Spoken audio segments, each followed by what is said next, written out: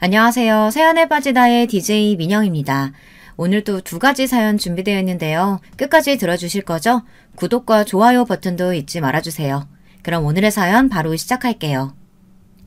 안녕하세요. 저는 사회 아이를 혼자서 키우고 있는 워킹맘이에요. 남편을 만난 것은 부모님의 소개였습니다. 어머니 지인이 좋은 사람이 있다고 소개를 시켜주셨죠. 부모님 소개로 만나는 사람이 아직도 있구나 싶으시겠지만 그것도 벌써 10년은 더 전의 이야기랍니다. 제가 연애에 도통 관심을 보이지 않다 보니 부모님께서 마음이 급하셨던 모양이에요. 하여튼 남편은 재미있고 다정하고 좋은 사람이었습니다. 그때는 말이죠. 제가 처음 만났던 남편은 정말 너무 좋은 사람이었죠. 좋다 못해 뒤통수를 수도 없이 맞고 다니는 그런 남자였습니다. 그걸 좀 더 일찍 알았더라면 좋았을 것을. 저는 남편이 결혼 전부터 저 몰래 친구들에게 돈을 빌려준다거나 보증을 섰던 것으로 돈 문제가 끊이지 않는 것을 전혀 몰랐거든요.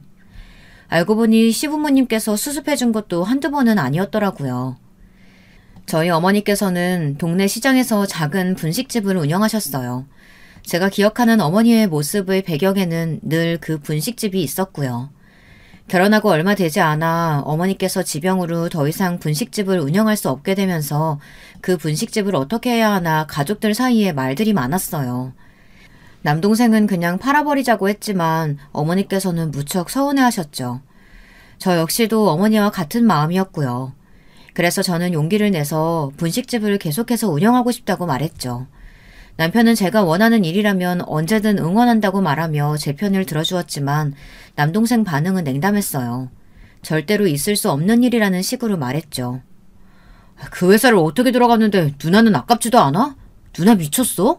갑자기 분식집은 무슨 분식집이야. 그리고 요즘 누가 시장에 온다고. 그냥 더 떨어지기 전에 팔자니까. 남동생 말이 틀린 말은 아니었죠. 비록 그 시장이 크고 유명한 곳이라 장날이 되면 사람들이 모인다고 하지만 그래도 시장보다는 다들 마트를 이용하는 분위기잖아요.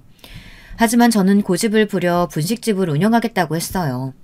결국 남동생과 딱 6개월만 해보고 안 된다 싶으면 바로 그만두겠다고 약속을 하곤 겨우 시작할 수 있었어요. 어머니의 손맛을 배우는데 많은 시간이 필요하지는 않았어요. 저는 머리부터 발끝까지 아버지를 빼다 박았다는 말을 많이 들었지만 딱 하나 어머니를 닮은 것이 있다면 바로 손이었죠. 손으로 하는 것들은 재주가 좋았거든요. 우리 애들 어릴 때 옷의 80%는 다 제가 만들어 입혔을 정도니까요. 그렇게 시작한 분식집은 의외로 인기가 좋았어요. 동네에서 오래 장사를 한 곳이다 보니 오며 가며 어르신들이 많이 찾아주기도 하셨지만 시장 맞은편에 학원들이 많아서 배고픈 학생들도 꽤 많이 왔고요. 얼마 버티지 못할 것이라는 남동생의 말이 무색하게 분식집은 멀쩡하게 잘 돌아가고 있었답니다. 찾아주신 손님들이 맛있게 먹어주시는 모습을 보면서 점점 더 분식집에 욕심이 생기기 시작했죠. 당시 유행한다는 것들을 배워 메뉴판을 채우기도 하고 스스로 이런저런 레시피를 구상해서 만들어보기도 했어요. 남편은 그런 저를 참 많이 도와줬어요. 마감 시간에 맞춰 저를 데리러 와서는 가게 정리하는 것을 도와주는 것은 기본이고 새로 메뉴를 만들 때마다 먹어보며 이런저런 피드백을 주기도 했죠. 남편과 트러블이 생긴 것은 분식집을 시작한 지 얼마 지나지 않아서였어요. 빨래를 돌리려고 주머니를 정리하는데 종이 하나가 나오더라고요. 꼬깃꼬깃 접혀 있었죠. 이게 뭔가 싶어서 보니 고깃집 전단지더라고요. 문제는 뒤편이었죠. 뒤편에는 커다란 글씨로 어제 날짜와 함께 며칠까지는 꼭 1,000만 원을 갚겠다고 적혀 있더군요. 그리고 그 밑에는 남편의 이름과 저도 잘 아는 남편 친구의 이름이 있었죠. 저는 눈이 튀어나올 것만 같았어요. 1,000만 원이라뇨. 저는 허둥거리며 남편에게 달려가 이게 뭐냐고 물었어요. 남편은 당황하며 어디서 찾았느냐고 묻더군요. 이건 도대체 어떻게... 당신 내 물건 뒤졌어? 뒤지기는 뭘. 빨래하려고 보니까 주머니에 들어있던데. 당신 돈 빌려줬어요?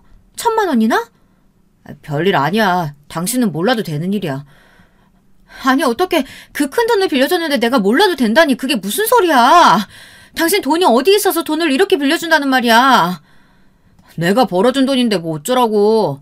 지금 당신 허락이라도 받으란 말이야? 저는 어처구니가 없었죠. 물론 남편이 번 돈이니까 남편이 마음대로 하겠다는 말이 틀린 말은 아니죠. 하지만 1,000만 원이나 되는 돈을 누군가에게 빌려준다면 말 정도는 저한테 해줄 수 있는 것은 아닐까 싶었거든요. 이야기를 듣고 계시는 분들은 어떠세요? 궁금해하는 제가 잘못된 것일까요? 남편은 완전 실망했다는 식으로 저를 노려보며 2번 다시 이야기하지 말라고 아주 단호하게 말하더군요. 남편의 반응에 제 마음도 차게 식었어요. 제 반응이 심상치 않다고 느꼈는지 남편은 헛기침을 하더니 한결 부드러운 진 목소리로 말했어요. 제일 믿는 친구고 지금 급하다고 해서 돈 빌려줬어. 금방 갚을 테니까 신경 쓸 필요 없어. 당신이 알 정도의 일은 아니라고 생각해서 말을 안 했을 뿐이야. 남편의 해명이 있었지만 저는 한동안 좀 남편과 거리를 두었어요. 아무리 친한 친구 사이라도 돈 거래는 신중해야 하는데 고기나 먹으면서 이면지에 한 줄 써서 주고받아도 되는 건가 싶었죠. 우리가 무슨 재벌도 아닌데 말이죠. 남편과 그 일로 대면대면 지내고 있던 어느 날 남편이 1,000만 원짜리 수표를 보여주더군요. 그때 빌려갔던 친구가 돈을 갚았다고 하면서 말이죠. 그러면서 남편은 보란듯이 별일 아니지 않느냐며 이만 화를 풀라고 말했어요. 저는 길게 한숨을 내쉬었습니다. 내 허락이 필요하다고 말하는 게 아니에요. 그저 이런 일이 있으면 나하고 상의를 좀 하자는 거죠. 당신은 어떻게 생각할지 모르겠지만 내 기준에서 1,000만 원은 이렇게 쉽게 빌려주고 받을 수 있는 돈 아니라고 생각했거든요. 알았어. 다시는 당신이 신경 쓸 일 안 만들게. 저는 몇 번이고 남편에게 약속을 받아내고서야 그 일을 넘어갈 수 있었어요. 그 사건을 제외하고 저희 부부는 평범함 그 자체였어요. 평온했죠. 남편이 약속을 정말 지켰는지는 모르겠어요. 그때는 남편이 제 이야기를 들어줬다고 생각했는데 지금 떠올려보면 철저하게 숨긴 것은 아닌가 싶어요. 하지만 평화는 그렇게 길지 않았어요. 남편에게서 이상한 낌새를 느낀 것은 첫 애가 태어나고 100일도 채 되지 않았을 때였습니다. 남편이 갑자기 돈이 좀 있느냐고 묻더군요. 갑자기 무슨 돈 타령이냐고 물었죠. 이전 일도 생각나고 해서 심장이 벌렁거렸어요. 제가 목소리를 높여가며 물었지만 남편은 말을 얼버무리고는 잊어달라고 하더군요. 저는 그런 남편을 붙들고 물었지만 끝까지 말을 해주지 않았어요. 그리고 일주일 정도 지났을까.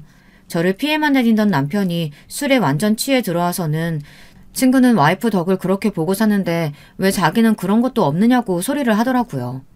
충격적이었죠. 취중 진담이라고 하잖아요. 저는 남편이 평소 그런 생각을 가지고 있었던 것 같아 기분이 확 상했죠. 술 먹었으면 조용히 들어가서 자요. 애기 놀라잖아요. 내 집 와서 내 맘대로 소리도 못 내냐? 내가 왜 눈치 보고 살아야 되는데? 네가 나한테 해준 게 뭐가 있어서? 많이 취한 것 같은데 그만하고 들어가요. 술 깨고 나서 그 다음에 이야기해요. 저는 남편을 어떻게든 부축해서 방으로 들어가려 했지만 남편은 그런 제 손을 뿌리치고는 더 소리를 지르기 시작했어요. 당연히 잠들었던 첫째가 일어나서 우렁차게 울었죠. 남편은 아이를 조용히 시키지 않고 뭐하느냐고 제게 손가락질을 했어요. 저는 화를 내고 싶었지만 꾹꾹 눌러 참고 남편에게 나중에 이야기하자고 하면서 안으로 밀어넣었죠. 그때였어요. 남편이 다짜고짜 제 뺨을 때리더니 저를 밀치더라고요.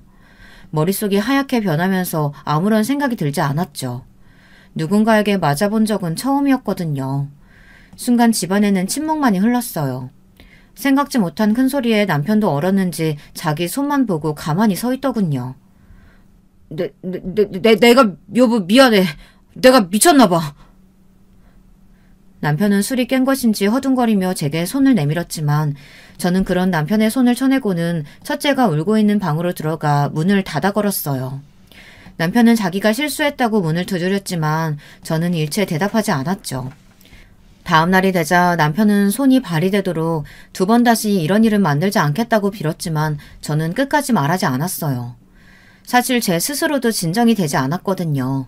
이 상태로 무슨 이야기를 할 수 있겠나 싶었기에 정리가 우선이었죠. 술에 취해 가족에게 손을 올리다니 최악 중에서도 최악이잖아요.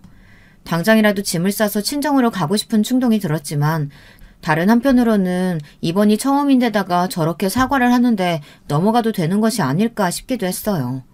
바보 같은 생각이었죠. 사람은 고쳐 쓰는 것이 아니라는 주변 사람들 이야기가 당시에는 하나도 떠오르지 않더라고요. 그래서 저는 이번 한 번만은 없었던 일로 하겠다고 했어요. 그렇게 결혼하고 6년이란 시간이 흘렀어요. 그날 이후 남편은 술을 일체 입에 대지 않았어요. 마치 그날의 일이 꿈처럼 느껴졌죠. 저희 집은 평화롭게 흘러가고 있었어요. 아이도 둘이나 태어났고 분식집은 여전히 손님들이 많았으며 남편도 회사에서 승진을 했거든요. 저희 가정에 불운이 들기 시작한 것은 셋째를 임신했을 때였어요. 남편이 회사 일이 바쁘다며 점점 귀가 시간이 늦어지기 시작했죠. 술도 잘 마시지 않는 사람이 만취 상태로 집에 기어들어오기도 했고요. 심지어 시작 입구에서 잠들어 경찰에게 연락이 오기도 했답니다. 하루아침에 바뀐 남편의 모습에 저는 정신을 차릴 수가 없었어요. 무슨 고민 있느냐고 힘든 일이 있으면 같이 이겨내자고 그렇게 말을 했지만 남편은 괜찮다고만 했죠. 하지만 시간이 지날수록 남편의 얼굴에는 근심으로 가득했고 툭하면 한숨을 내쉬기도 했습니다. 여보, 그렇게 혼자서 끙끙거리지 말고 무슨 일이든 이야기 좀 해봐요. 그래도 둘이서 고민하면 해결책이 보일 수도 있잖아요. 아니야, 일은 무슨. 내가 너무 걱정시켰지? 잘 해결되고 있어. 정말 해결되고 있는 거 맞아요? 당신 점점 이상해지고 있다고요. 내가 다 알아서 한다니까 왜 그렇게 성가시게 굴어. 급기야 남편은 화를 내기 시작했어요. 순간 남편이 제게 손을 올렸던 그날이 떠오르며 온몸이 떨렸어요. 금방이라도 그날처럼 남편이 돌변할 것 같아 무서웠죠. 이걸 다행이라고 말해도 될지는 모르겠지만 하여튼 다행스럽게도 남편은 그렇게 소리를 지르는 것으로 끝이었어요. 어쩌면 듣고 계시는 분들 중에는 그러게 뭐하러 자꾸 묻느냐고 저를 타박하시는 분도 계실 거예요. 괜히 일을 만들었다고 하실 수도 있죠. 실제로 시어머니께서는 힘들게 일하는 남편 바가지 긁는다고 한 소리 하셨거든요. 알아서 잘할 텐데 뭐가 그렇게 못 믿어서 캐묻느냐고요. 너는 뭐가 그렇게 궁금한 게 많은 거야? 어련히 알아서 잘할까? 네가 그렇게 하면 잘 될 일도 안 되겠다. 어머니, 아무리 그래도 저렇게 사람이 점점 예민해지고 날카롭게 반응하는데 걱정되는 거는 당연하잖아요. 요즘 집에 와서 애들한테도 화를 내질 않나 외박까지 하는데 어떻게 안 물어봐요. 남자 하는 일에 어디서 여자가 입을 대기를. 그동안 우리 아들이 월급을 안 갖다 준 적이 있기를 하니 아니면 바람이 난 적을 있기를 하니 그냥 입 닫고 기다리라고 하면 그러겠다고 하고 말리를. 월급이요? 어머니, 매달 애들 학원비 제외하고는 그이 월급을 본 적도 없어요. 분식집 시작하고 나서부터는 생활비는 다 제가 충당했고 남편 월급은 본인이 관리하고 있는데 무슨 말씀이세요. 적금이랑 펀드랑 해서 목돈 만들겠다고 큰소리쳐서 저는 그이가 얼마를 버는지도 모른다고요. 시어머니께서는 저의 고백에 당황하신 듯이 눈을 피하시며 헛기침을 하셨죠. 제가 그동안 말을 안 했으니 당연히 모르고 계셨겠지만 남편이 제게 달마다 주는 돈은 고작 50만 원이 전부였어요. 그걸로 애들 둘 태권도에 어린이집 보내기도 빠듯했죠. 하지만 저는 남편을 믿었어요. 초반에는 적금 통장도 보여주더라고요. 매달 넣고 있다고 하면서 말이죠. 애들 이름으로 된 통장도 있었고 해서 저는 한 번도 남편이 월급으로 딴짓을 하고 있다고는 의심하지 않았답니다. 나중에 알았지만 시어머니께서는 남편의 당시 상황에 대해서 다 알고 계셨더라고요. 오히려 제가 알게 되면 어떻게 하나 싶은 마음에 오히려 큰 소리를 치셨던 거죠. 하지만 얼마 가지 않아 저는 남편이 무슨 일로 그렇게 신경이 곤두섰는지 알 수 있었습니다. 그날의 일은 지금 기억해도 등에서 소름이 돋고 식은땀이 흐르는 것 같아요. 마감 시간이 다가오기에 가게 안을 정리하고 있었는데 180은 훌쩍 넘어 보이는 큰 키에 운동을 했는지 다부진 체격을 한 남자 5이 가게 안으로 들어오더라고요. 저는 마감이라고 말씀드렸지만 그 사람들은 제 목소리는 들리지도 않는지 가게에 자리를 잡았어요. 저는 무서웠지만 다시금 마감 시간이라고 말씀드렸어요. 아주머니, 김성찬이란 사람 알지? 그 사람은 남편 친구인데 그 사람은 왜요? 갑자기 왜 여기 오셔서 그 사람을 찾으세요? 그럼 아주머니 남편이 안석현이야? 그런데요. 당신들 뭐하는 사람이에요? 우리 남편은 어떻게 알고요? 남자들은 혀를 차며 남편의 친구가 돈을 빌리고 잠적을 했다고 하더라고요. 당연히 저는 그게 남편과 무슨 상관이냐고 물었죠. 남편 친구가 잠적을 했는데 왜 여길 찾아오느냐고요. 그런데 연달아 놀라운 이야기를 하더라고요. 남편이 연대 보증인은 물론 남편 역시 돈을 빌렸다고 말이죠. 저는 너무 놀라서 몸을 휘청거렸어요. 하지만 겨우 벽에 기대 넘어지는 것은 피할 수 있었습니다. 저는 남편이 제게 말도 없이 연대 보증인이 되었다는 사실도 놀랐지만 사채를 썼다는 것에 더 큰 충격을 받았어요. 사채라니 남편이 무슨 돈이 얼마나 필요해서 사채를 쓴다는 말인지 이해가 되지 않았거든요. 당연히 저는 그 사람들에게 남편이 무슨 돈을 빌리느냐고 절대로 그럴 리가 없다고 말했어요. 그러자 그 남자들은 차용증을 보여주더군요. 저는 몇 번이고 차용증을 읽었죠. 도저히 믿을 수가 없었거든요. 하지만 제 믿음은 산산조각 나고 말았어요. 차용증에는 선명하게 남편의 이름은 물론 눈이 튀어나올 만한 금액이 적혀 있었어요. 상상으로도 해본 적 없을 만큼의 거액이었어요. 무려 1억이었습니다. 머릿속에는 오만 가지 생각들이 떠다녔습니다. 1억이란 돈이 왜 필요했을까? 다른 집에 살림을 차렸나? 아니면 도박을 했나? 펀드 이야기 하더니만 혹시 펀드가 아닌 주식에 손을 댄 건 아닌가? 정말 오만 가지 경우의 수가 머릿속을 가득 채웠죠. 제가 말도 없이 가만히 차용증만 보고 서 있자 남자가 거친 욕을 내뱉으며 뭘 그렇게 보느냐고 소리를 질렀어요. 그렇게 보고 있으면 뭐 1억이 10억이라도 되냐? 누가 대신 갚아줘? 뭘 그렇게 보고 있어? 이 많은 돈을 왜... 당신들 사기꾼 아니야? 사기꾼은 당신 남편이고 돈을 빌렸으면 갚아야지 어디서 잠적이야.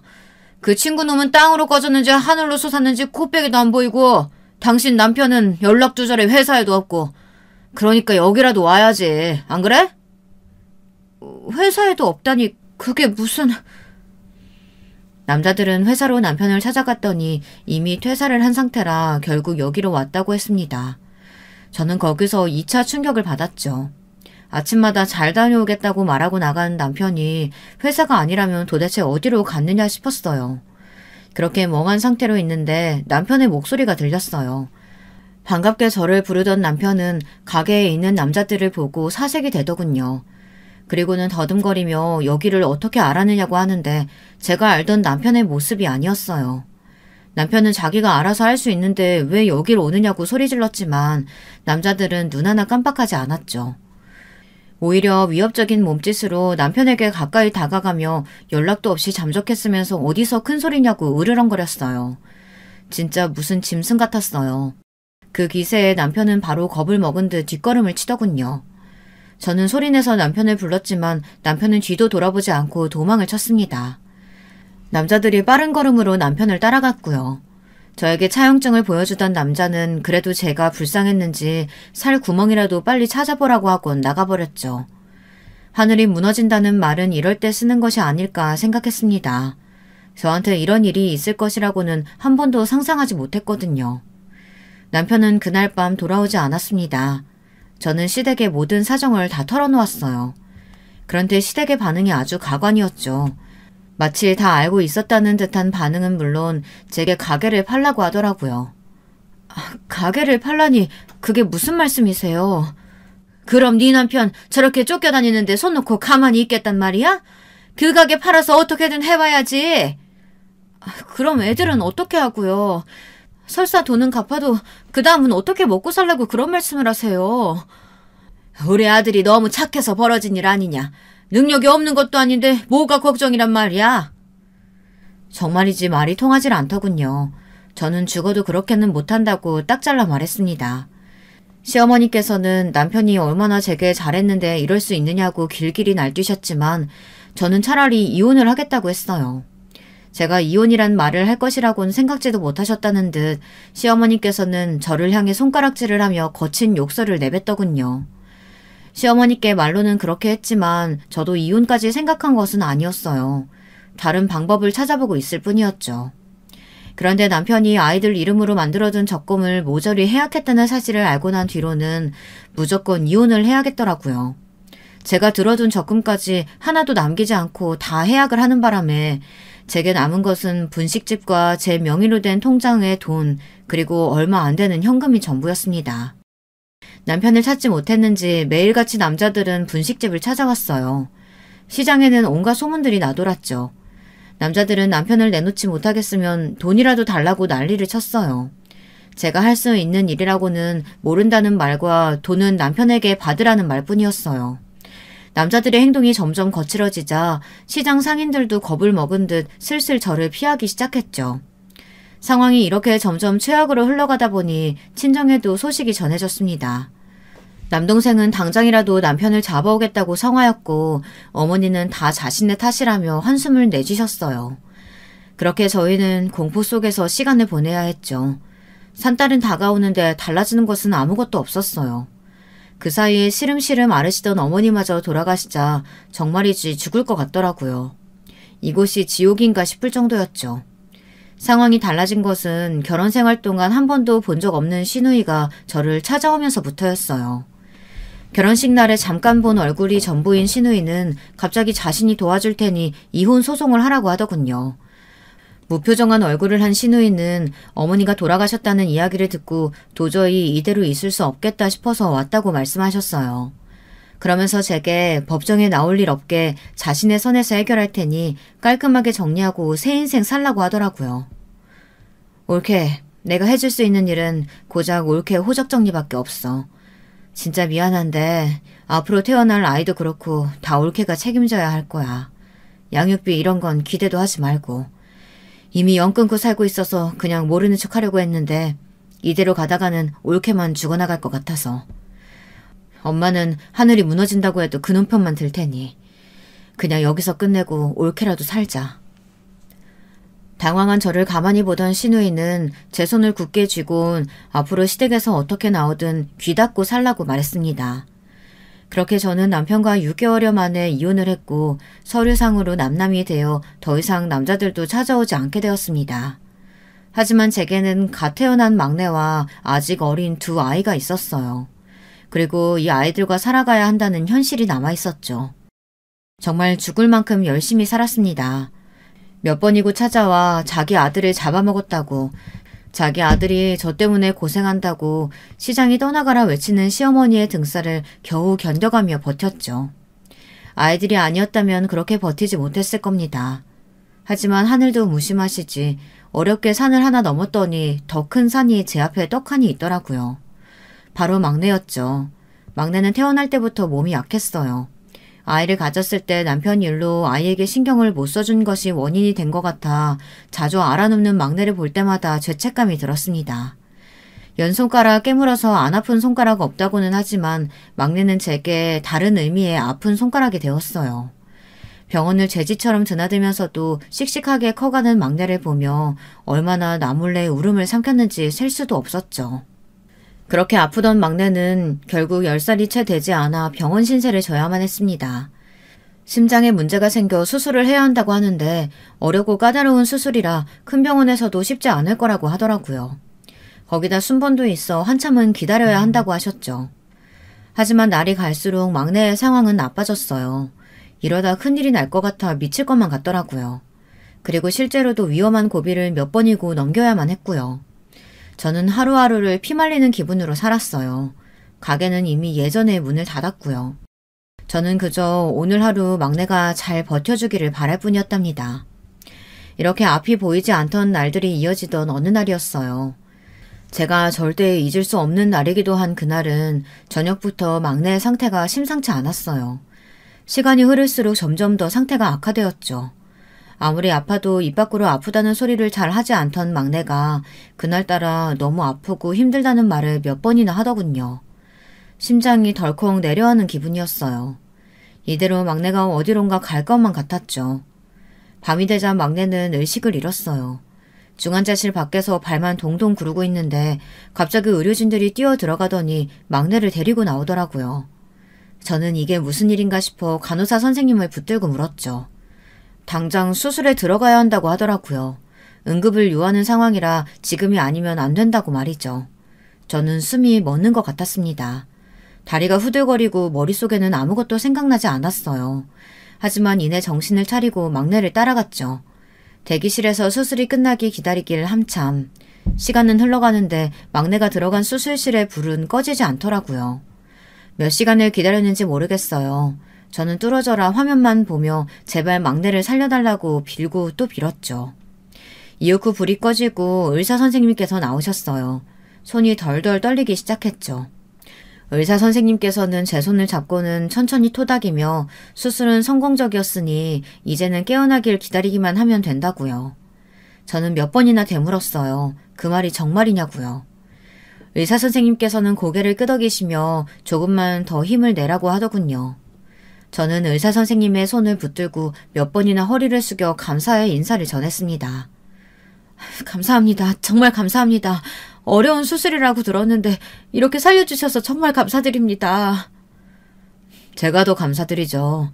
덕분에 제가 여기까지 올 수 있었는데요. 조금 더 빨리 알았다라면 좋았을 것을 마음고생하게 해드려서 죄송합니다. 저는 의사 선생님의 말씀에 고개를 갸웃거리며 바라봤어요.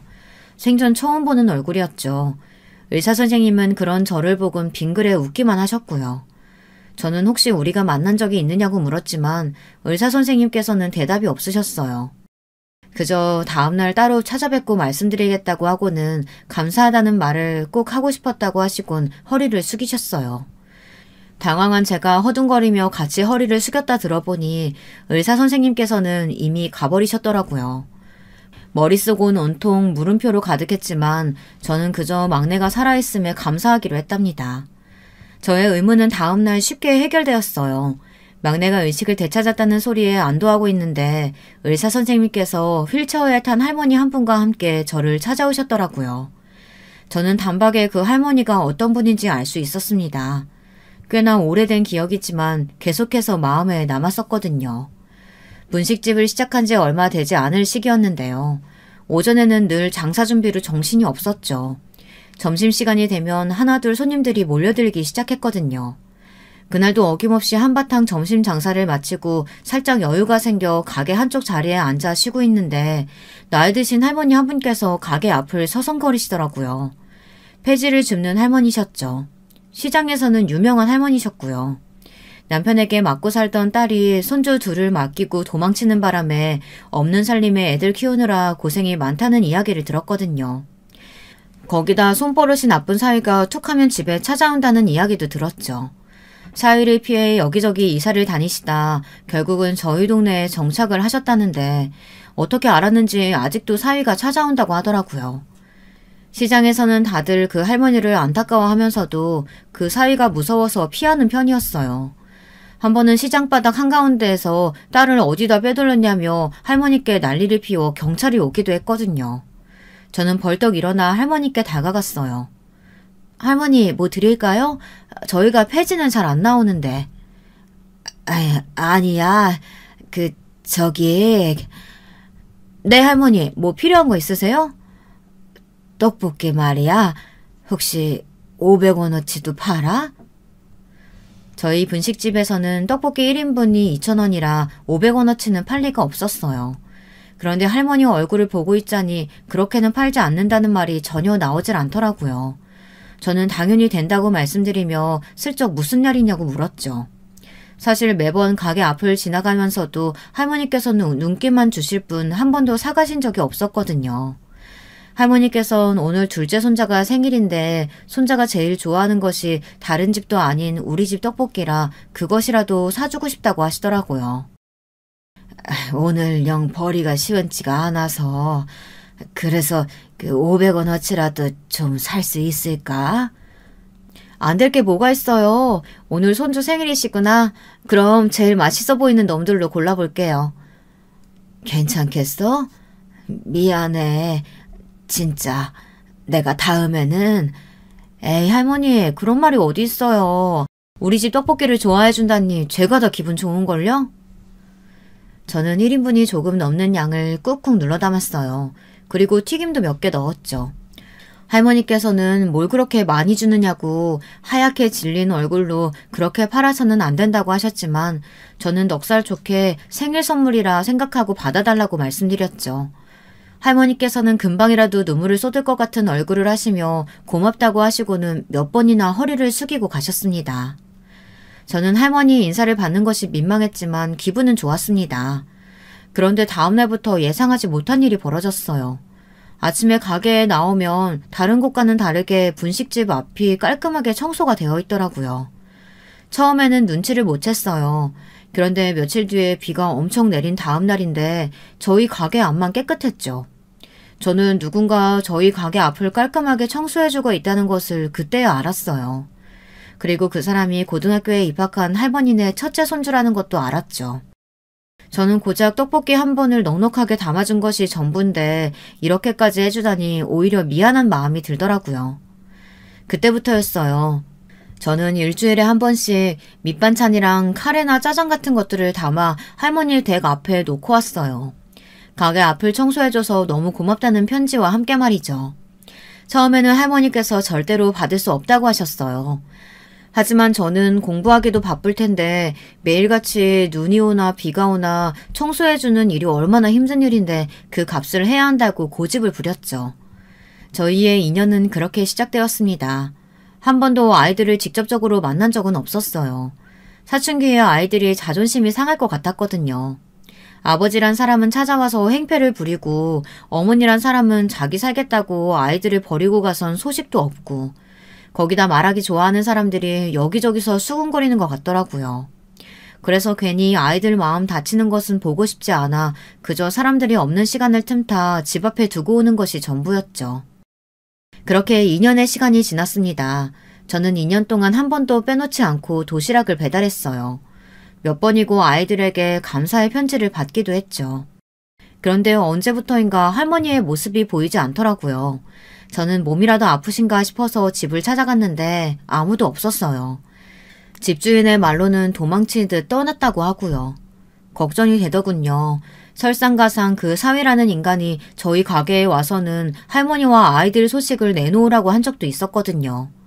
할머니 집에서 저희 분식집 젓가락을 발견했다고 하면서요. 당연히 저는 어이가 없었죠. 그런 이유로 저를 찾아와선 할머니와 아이들을 내놓으라니 도대체 머릿속에는 뭐가 들어있는지 상상이 안 되더라고요.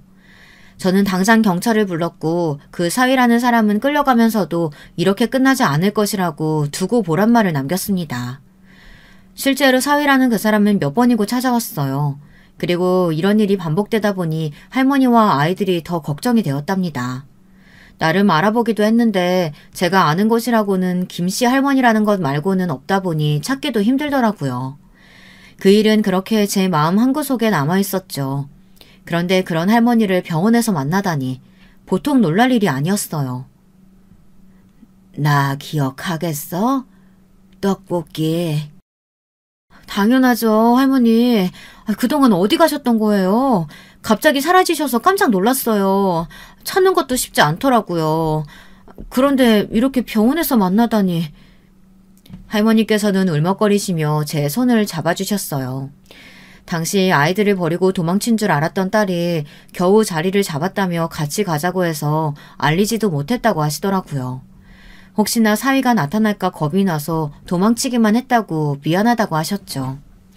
저는 이렇게 살아계신 것만 본 것으로도 충분하다고 말씀드렸어요.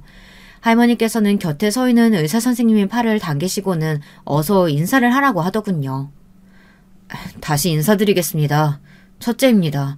아주머니 도시락 덕분에 굶지 않고 학교 다닐 수 있었어요. 꼭 그 은혜 갚고 싶었는데 늦어서 죄송합니다. 먼저 찾아갔어야 했는데. 첫째라면 우리 분식집 앞을 매일 청소했다는 그 첫째? 네, 아주머니. 동생놈도 곧 이곳으로 올 겁니다. 기억하실지는 모르겠지만 동생은 아직 학생이라 지금 수업 중이에요. 아주머니, 정말 그때 정말 감사드립니다. 아주머니의 도움 아니었다면 지금의 저희는 있을 수도 없어요. 정말 감사드립니다. 내가 뭘 했다고. 세상에 이렇게 훌륭한 의사 선생님이 되셨다니. 정말 할머니 뿌듯하시겠어요. 내가 새댁을 어떻게 잊어. 나 아프면 약 사다 줘. 영양제도 넣어줘. 자네가 우리한테 해준 것들 하나도 안 잊었지. 아주머니께서 시험 잘 보라고 넣어주셨던 편지 저 아직도 가지고 있어요. 의사 선생님께서는 가운 앞주머니에서 작은 지갑을 하나 꺼내서는 제게 보여주더군요. 그 안에는 제가 적어줬던 메모들이 코팅된 상태로 들어있었어요. 도시락만 주기 뭔가 허전해서 한마디씩 적어서 남겼던 편지들이 가득이더군요. 제일 위에 올려진 것이 시험 잘 보라는 말이었어요. 그것 말고도 감기 걸리지 말라고 한 것도 있었어요. 세월이 그렇게나 흘렀는데도 여전히 선명한 제 글씨에 괜히 기분이 이상하더라고요. 눈물이 날 것 같기도 하고 고작 그런 일로 감사를 받는 이 상황이 민망하기도 하고요. 제가 우물쭈물하고 있자 의사 선생님께서는 공부하기 힘들 때마다 중요한 시험이 있을 때마다 이 편지에서 힘을 얻었다고 하더니 제 손을 잡았습니다. 아주머니 정말 죄송합니다. 제가 학회에 다녀오느라 늦게 와서 몰랐어요. 만약 빨리 알았더라면 바로 수술을 했을 텐데 진짜 죄송해요. 마음고생 많이 하셨죠? 하지만 걱정하지 마세요. 수술은 확실히 성공했으니까요. 의사 선생님 덕분입니다. 감사해요. 정말 감사해요. 저는 고마움에 어쩔 줄 몰라 하며 허리를 숙였어요. 의사 선생님께서는 그런 저를 일으키며 그저 은혜를 갚은 것뿐이라고 하셨죠. 할머니께서는 시간 있으면 자신과 이야기나 좀 하자고 하셨어요. 그동안 어떻게 지냈는지 다 말해주고 싶다고 하시며 마찬가지로 제가 어떻게 지내고 있는지도 궁금하다고 하셨죠. 저는 할머니와 나란히 앉아 그 긴 시간에 대한 이야기를 한참 나누었답니다. 막내의 컨디션이 점점 좋아지면서 저희 가족에게도 웃음이 찾아왔죠. 할머니네 둘째는 이사를 가고 나서 제일 아쉬웠던 것이 제가 만든 떡볶이를 못 먹는다는 것이었다고 말해주었어요. 온갖 사내진미를 다 줘도 그때 제가 싸준 도시락만큼 맛있는 음식은 없다고 말해주는데 얼굴이 다 화끈거리더군요. 저는 할머니와 두 사람을 집으로 초대해 식사를 대접하기로 했어요. 그렇게 저희는 자연스럽게 가족처럼 지내게 되었죠. 저는 할머니의 도움으로 분식집도 다시 시작하게 되었어요. 오랜만에 다시 시작한 가게에서 정말 말 그대로 신바람이 났습니다. 저는 이제 모든 고생은 끝났다고 생각했어요. 그런데 세상에 제 기억에서 깔끔하게 잊었던 그 남편이 다시 저를 찾아왔더군요. 잘 지냈냐고 아무렇지 않게 인사를 하며 들어오는 남편을 보는데 저는 헛것을 보고 있다고 생각했어요. 이혼을 하고 나서 처음이었거든요. 저는 할 말을 잃고 그저 남편을 뚫어져라 보기만 했어요. 남편은 가게를 둘러보며 눈으로 구석구석을 훑었어요. 성공했구나. 이렇게 번듯한 가게도 차리고.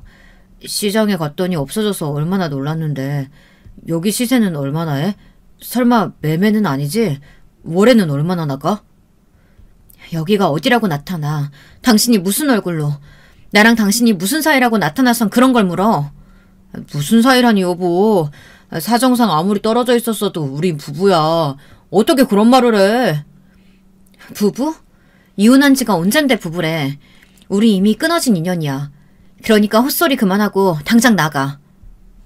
능글거리며 저를 여보라고 부르는 남편을 보며 정말이지 쌍욕이 혀끝까지 올라왔지만 저는 최대한 침착함을 찾기 위해 심호흡을 하곤 남편에게 축객력을 내렸어요.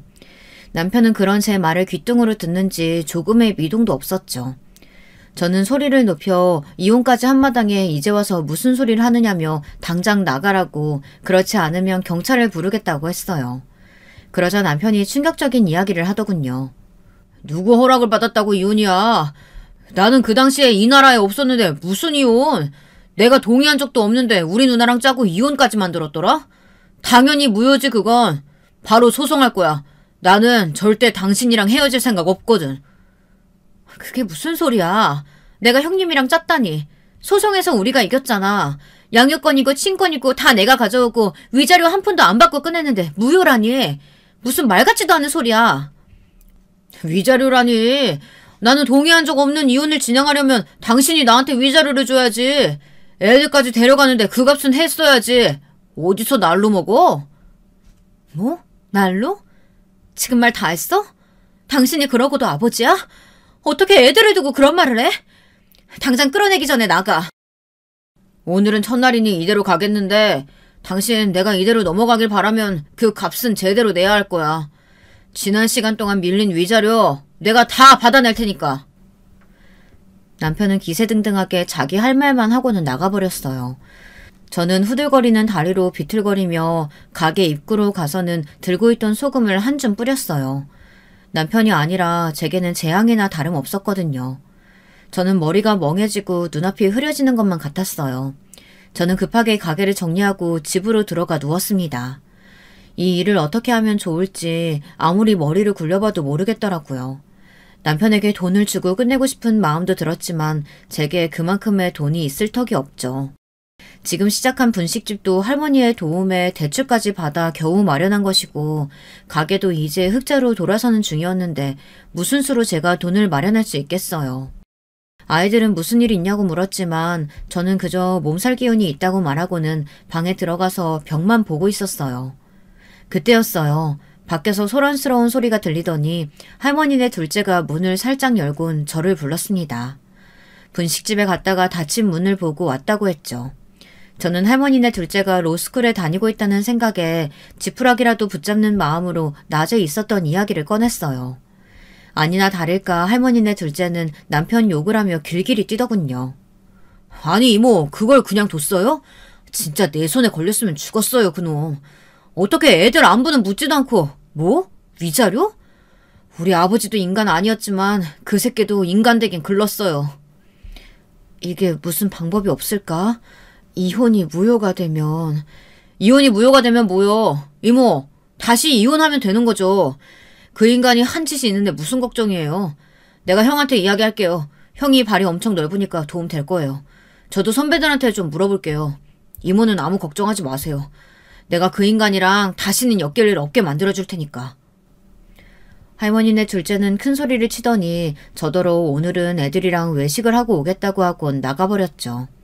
사람 마음이 참 이상한 게 그 소리를 듣는데 벌렁거리던 마음이 가라앉고 안도감마저 들더라고요. 저는 불안감에 흔들리는 마음을 다잡으며 아이들을 위해서라도 남편과 확실하게 매듭을 짓겠다고 결심했답니다. 남편은 그 후에도 몇 번이나 저를 찾아왔어요. 결심을 단단히 한 저는 마음대로 하라고 했죠. 이혼 무효를 신청하겠다고 으름장을 놓는 남편을 보며 상관없다고 대답할 정도였으니까요.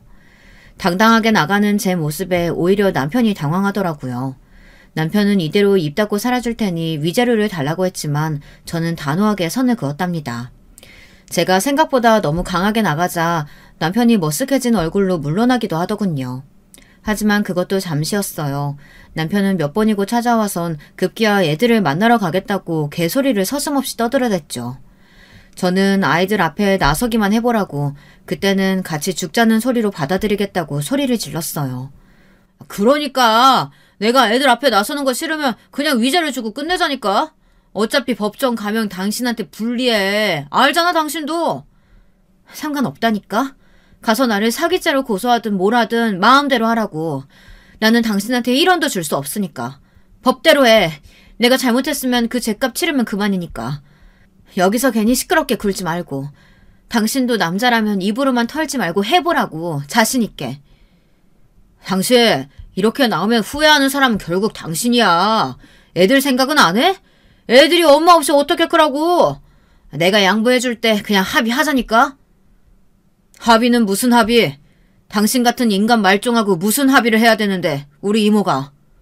남편이 저를 살살 달래며 돈을 뜯어내려고 하던 그때 문이 열리고 사람들이 우르르 들어왔어요. 그중에는 의사선생님도 있었죠. 저는 이 상황이 어리둥절하기만 했어요. 의사선생님은 남편을 가리키며 이 사람이라고 하더니 제 곁에 와서는 괜찮으시냐고 묻더라고요. 저는 떨리는 목소리로 이 사람들은 누구냐고 했죠. 경찰이에요, 이모. 이모한테 이따위로 하는 쓰레기가 어디 멀쩡한 인생 살아왔겠어요.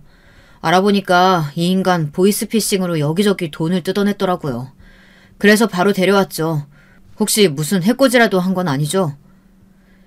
의사선생님의 말에 의하면 남편은 그 일이 있자마자 중국으로 갔다 보이스피싱 그룹의 중간 정도의 직책을 가지고 한국으로 돌아왔다고 하더라고요. 그리고 여기저기 일을 만들었다가 결국 꼬리가 밟힌 상태였죠. 경찰에서는 남편을 비밀리에 쫓고 있었고요. 조직에서도 눈을 시퍼렇게 뜨고 찾을 정도라는데 정말이지 믿겨지지가 않았죠. 제가 아는 남편은 그런 짓을 할 그릇이 아니었거든요. 세월이 참 무섭더라고요. 거기다 이런 위험한 상황에서 저를 찾아왔다는 사실에 눈이 돌 것 같았답니다. 그 와중에도 남편은 뻔뻔스럽게 자기는 아니라고 말하며 발버둥을 치고 있었죠. 사람 잘못 봤다니까? 아 참 사람 착각했어요. 나 아니라니까. 이거 좀 놓고 얘기하자고. 야, 너 나한테 이러고도 두 발 뻗고 잘 수 있을 것 같아? 애들 보기 안 부끄러워? 너 같은 인간이 아빠라는 사실보다 더 부끄러운 일이 이 세상에 있을 것 같아? 어디 그 주둥이에 애들을 올려? 내가 너 가만히 안 둔다. 두고 봐. 후회하게 해줄 테니까. 남편은 끌려가면서 고래고래 소리를 지르는데 섬뜩하더군요. 하지만 저는 내색하지 않으려고 몸을 돌렸어요. 그렇게 남편이 끌려나가고 나서야 의사 선생님은 제 어깨를 토닥이며 잘 마무리될 것이니 걱정하지 말라고 했죠. 저는 남편이 이혼 무효를 주장하고 있는데 혹시나 이번 일로 앙심을 품으면 어떻게 하느냐고 물었어요. 의사 선생님은 웃기만 할 뿐 제게 걱정하지 말란 소리만 했죠. 그 이후로 남편에 대해서 들은 소식이라곤 징역을 살게 되었다는 것이 전부였어요. 자세한 이야기가 오고 간 것 같은데 제가 알아야 무슨 소용이 있을까 싶어 알아보지는 않았답니다. 제가 신경 쓰고 있었던 것은 오직 하나, 이혼 무효 소송이었죠. 그런데 그 이야기도 쏙 들어갔더라고요. 당연히 위자료 이야기도 없었고요. 혹시나 징역을 살고 나와 또 찾아오면 어떻게 하나 걱정은 되었지만 의사 선생님은 절대 그런 일이 없다고 확신에 찬 목소리로 말하더군요. 그 사건이 있었던 것도 벌써 2년 전이네요. 그 사이에 할머니께서도 노안으로 돌아가셨어요. 저는 여전히 의사 선생님과 지금은 사법고시를 눈앞에 두고 있는 둘째까지 두 손주와는 아직도 잘 지내고 있습니다. 할머니께서 돌아가시고 나서 두 사람은 제가 살고 있는 집 아래로 이사까지 왔어요. 비록 혈연 관계는 아니지만 더 가족 같은 사이가 되다 보니 이제는 제가 진짜 두 사람의 이모가 된 것 같은 기분이 들 정도랍니다. 지난주 할머니 기일에 맞춰 가족들끼리 납골당에 다녀왔는데요. 우리 아이들 손을 잡고 내려가는 두 사람의 뒷모습을 보고 있자니 기분이 이상하더라고요. 고작 도시락 하나였는데 이렇게 듬직한 가족이 생기다니 누가 상상이라도 했겠나 싶기도 하고요. 저는 저의 사랑스러운 가족들을 보며 앞으로도 지금처럼만 지낼 수 있길 기도했답니다. 마지막까지 저의 이야기 들어주셔서 감사합니다.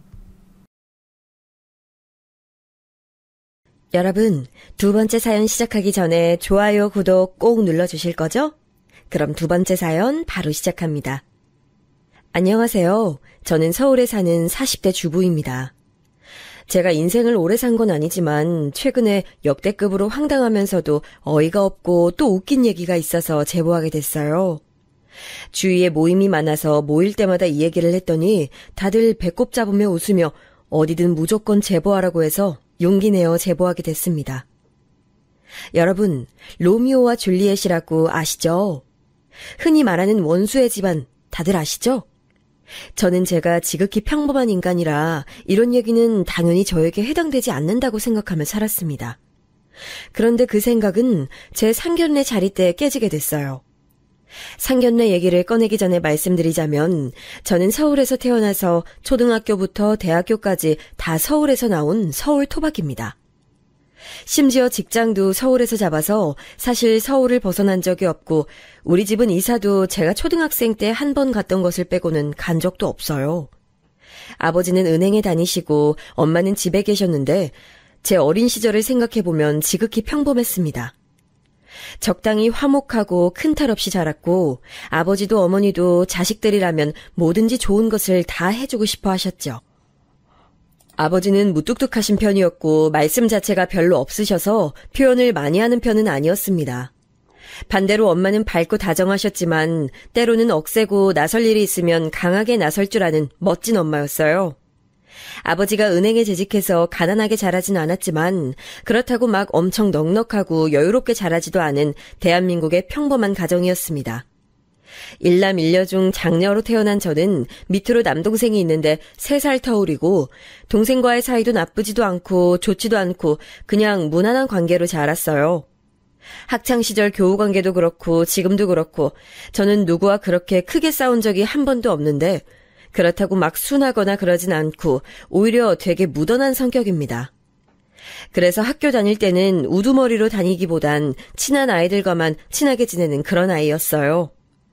동생이나 저나 특별히 공부를 잘하거나 예체능의 두각을 보이지도 않아서 평범하게 저는 서울에 있는 대학교에 들어갔고 동생은 경기도에 있는 대학에 들어갔습니다.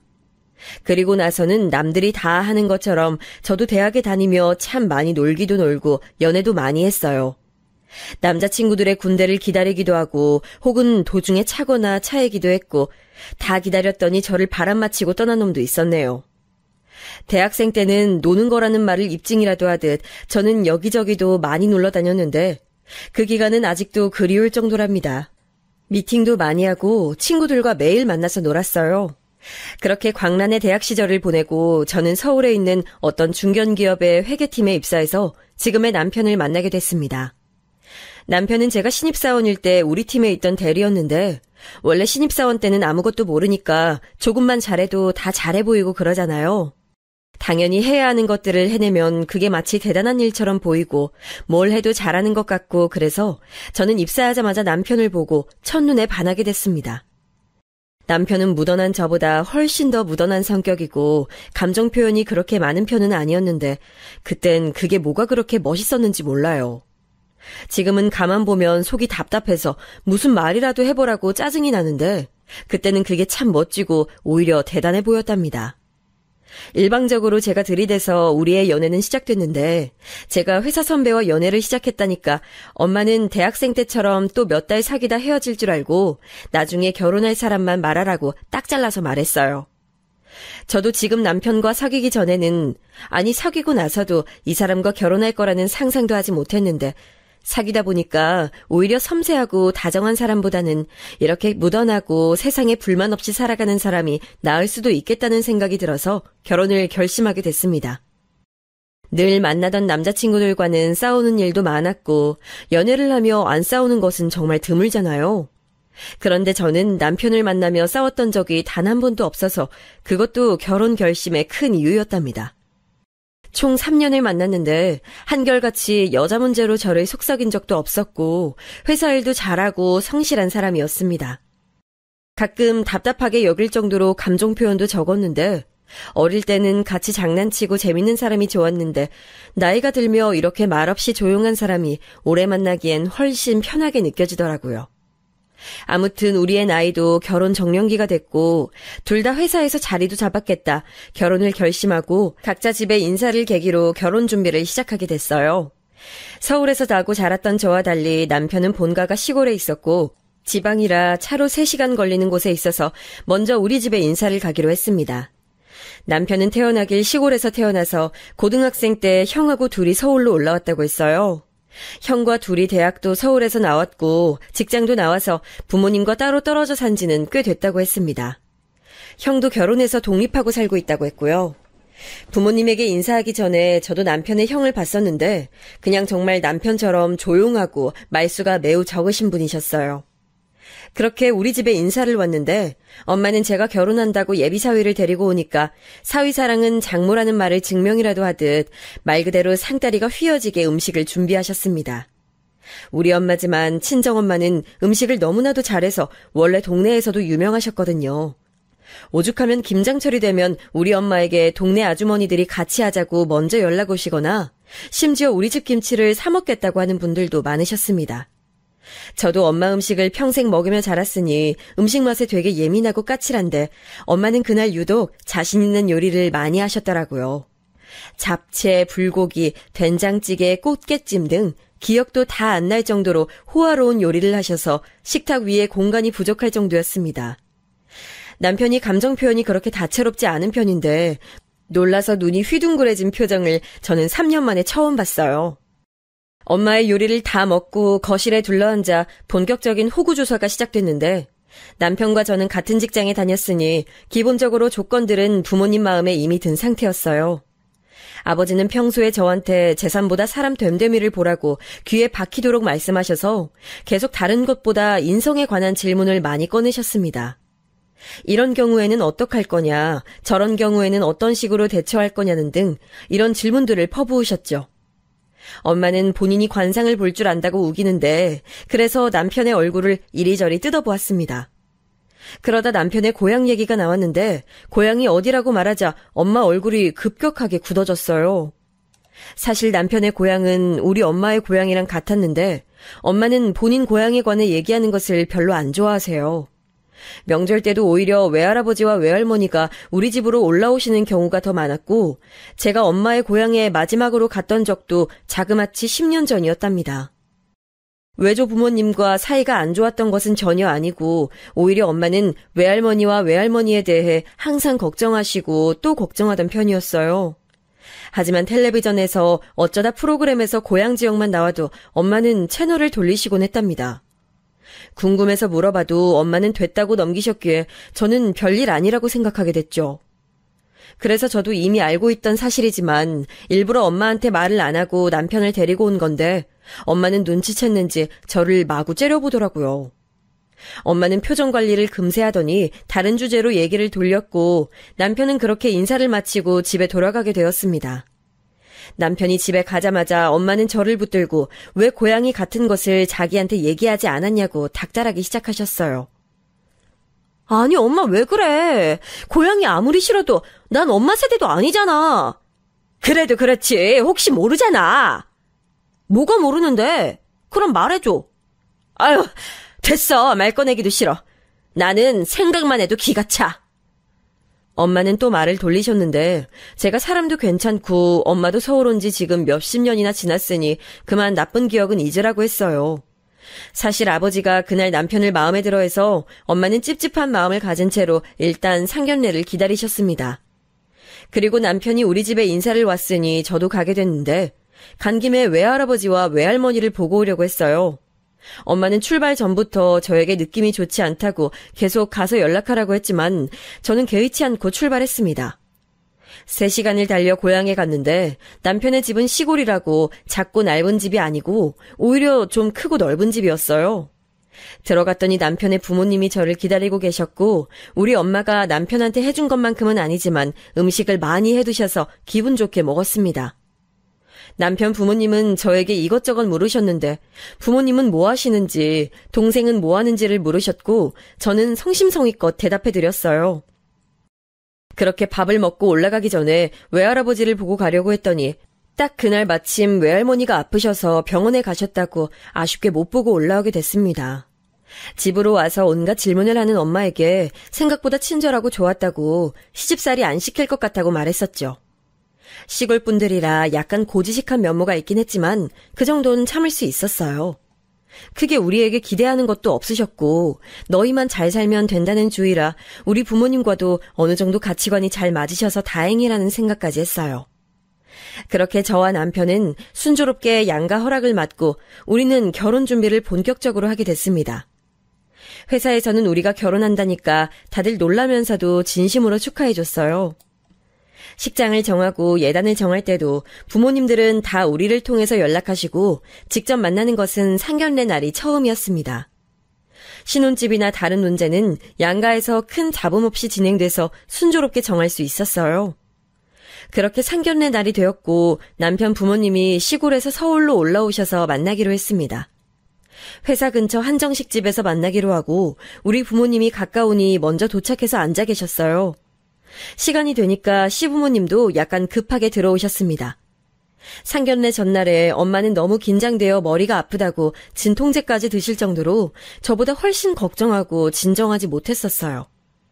30분은 먼저 도착해서도 물을 어찌나 드시던지 제가 엄마 보고 왜 그러냐 얘기해도 저에게 나중에 자식 낳으면 알게 될 거라고 말할 뿐이었어요. 아버지도 평소에는 굉장히 침착하신 편인데 그날은 계속 안주머니에서 손수건을 꺼내 땀을 닦으셨죠.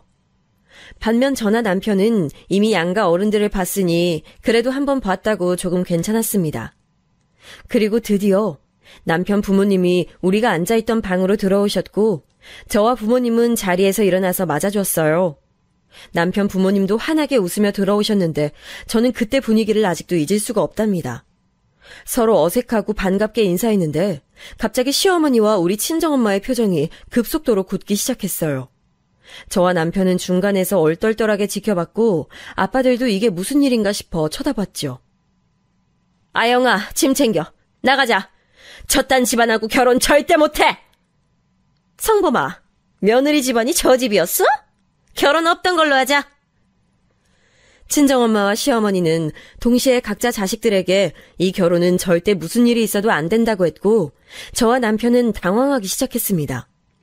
왜 그러냐고 물어보는 저를 엄마는 손을 잡고 방을 나왔고 제가 아무리 버티려고 해도 어디서 그런 힘이 나오는지 저를 질질 끌고 나갔어요. 아버지도 당황해서 원래 그런 성격이 아니신데 엄마 앞을 가로막고 이유를 말하라고 했었죠. 정신없이 나오면서도 남편 쪽을 봤더니 시어머니는 주저앉아 머리를 감싸고 있었습니다. 모르는 사람이 봐도 우리의 경우는 엄마들끼리 서로 아는 사이인 게 확실했고 상견례는 그렇게 망치게 됐어요. 집에 돌아가는 길에 제가 엄마한테 왜 그러냐고 소리 지르고 난리치고 제가 태어나서 처음으로 그렇게 항의하고 엄마한테 대들었는데 엄마는 듣지도 않고 외할머니에게 전화했습니다. 엄마, 아영이 예비신랑 정순이네야. 세상 너무 좁아. 어떻게 이래? 그러니까 당연하지. 절대 결혼 못해. 뒷좌석에서 엄마에게 말해달라고 아무리 소리쳐도 엄마는 집에 가서 말한다고 하며 말해주지 않았어요. 당장 그놈과 헤어지라는 말만 되풀이했습니다.